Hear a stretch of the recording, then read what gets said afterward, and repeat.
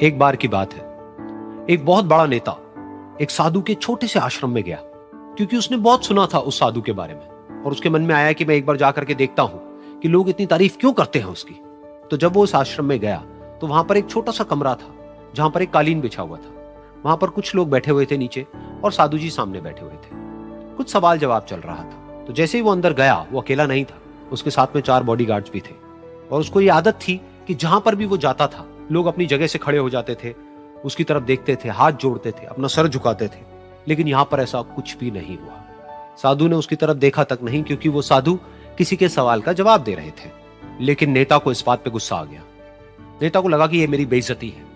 तो उस नेता ने साधु की बात को बीच में ही काटते हुए थोड़ा गुस्से से कहा, मैं आपसे कुछ कहना चाहता हूं। साधु ने उसकी तरफ देखा और बोले, आप थोड़ी देर रुकिए, पहले मैं इनके सवाल का जवाब दे लूं, उसके बाद में मैं आपसे बात करूंगा। तब तक अगर आप चाहें तो आप बैठ सकते हैं। बस साधु का इतना कहने की देर थी। नेता का चेहरा गुस्से से लाल हो गया और फिर उसने अपना सारा गुस्सा उस साधु के ऊपर निकाल दिया। अभी तक वो नेता बहुत ही तमीज से बात कर रहा था, यानी कि आप कह करके बात कर रहा था। अब वो तू तड़ाक पे उतर आया। नेता ने उस साधु को कहा, तुझे पता भी है मैं कौन हूं और तू किससे बात कर रहा है? साधु ने उसकी तरफ देखा और कहा, मुझे इससे कोई फर्क नहीं पड़ता कि आप कौन हैं, लेकिन आप जो कोई भी है, अगर आप चाहते हैं कि मैं आपके सवाल का जवाब दूं या आपसे बात करूं तो आपको कुछ देर रुकना होगा। और साधु के ये कहते ही नेता गुस्से से पागल हो गया और वहीं सबके सामने चीखने चिल्लाने लग गया, अब मैं तुझे तेरी असली औकात दिखाऊंगा। तूने मुझसे पंगा लेकर के ठीक नहीं किया है। तुझे पता भी है मैं तेरे बारे में क्या सोचता हूं। साधु ने फिर से उसकी तरफ देखा और बड़े ही प्रेम से कहा कि मुझे इससे कोई फर्क नहीं पड़ता है कि आप मेरे बारे में क्या सोचते हैं। आप जो चाहे वो मेरे बारे में सोच सकते हैं।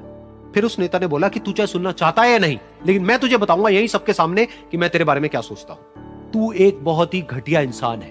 तू कोई साधु नहीं है, तू एक ढोंगी है, पाखंडी है और यहां पर जितने भी लोग बैठे हैं उन सबको बेवकूफ बना रहा है। तेरा बस एक ही मकसद है कि इन लोगों की जेब में जितना भी पैसा है वो सब तेरे पास में आ जाए। तू अपने फायदे के लिए इन लोगों का इस्तेमाल कर रहा है और अब मैं तुझे नहीं छोड़ने वाला। तेरा पर्दाफाश करके रहूंगा पूरी दुनिया के सामने।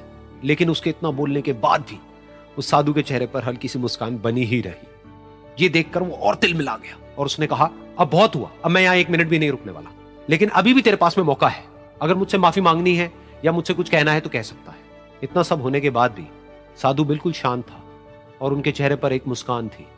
उन्होंने अपनी आंखें बंद कर ली। फिर साधु ने अपनी आंखें खोली, हाथ जोड़े और कहा कि मुझे आपसे कोई गिला शिकवा नहीं है। मेरे मन में आपके लिए कोई भी गलत ख्याल नहीं है। जो भी आपने मेरे बारे में कहा वो आपकी अपनी सोच थी। तो मुझे आप में कोई भी बुराई नजर नहीं आती है। मुझे आप एक बहुत ही भले इंसान लगते हैं। और साधु के इतना कहते ही नेताजी का दिमाग 7वें आसमान पर पहुंच गया। उनके चेहरे पर एक अजीब सी खुशी थी, क्योंकि उस साधु ने वो ही कहा जो बाकी सब लोग उस नेता को कहते हैं। और वो खुशी खुशी उस आश्रम से अपने घर की तरफ चला गया और जा करके अपने पिताजी के साथ में बैठ गया। उसके पिताजी की आंखें बंद थी और वो ध्यान में थे। पूरी जिंदगी उन्होंने सिर्फ लोगों की सेवा करी और बदले में कुछ भी एक्सपेक्ट नहीं किया।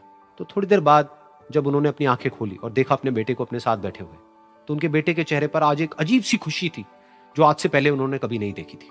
फिर उसने एक एक करके सब कुछ बताया कि आज क्या हुआ, किस तरह से वो आश्रम गया, वहां पर क्या हुआ, उसने क्या कहा, उन्होंने क्या कहा। तो जब इसके पिताजी ने पूरी बात सुनी तो थोड़ा सा मुस्कुराए और अपने बेटे को देख करके बोले कि उन्होंने तुम्हारी तारीफ नहीं करी है, क्योंकि उन्होंने वो नहीं कहा कि जो तुम हो, उन्होंने वो कहा कि जो वो खुद है। और तुमने जो भी कुछ उनको कहा वो नहीं कहा कि जो वो है, बल्कि तुमने वो कहा जो तुम खुद हो। यही बात वेदों में भी कही गई है, यथा दृष्टि तथा सृष्टि। ये दुनिया तुम्हें वैसी नहीं दिखती है जैसी कि ये दुनिया है। ये दुनिया तुम्हें वैसी दिखती है जैसे तुम खुद हो। Like, subscribe and press the bell icon for new updates.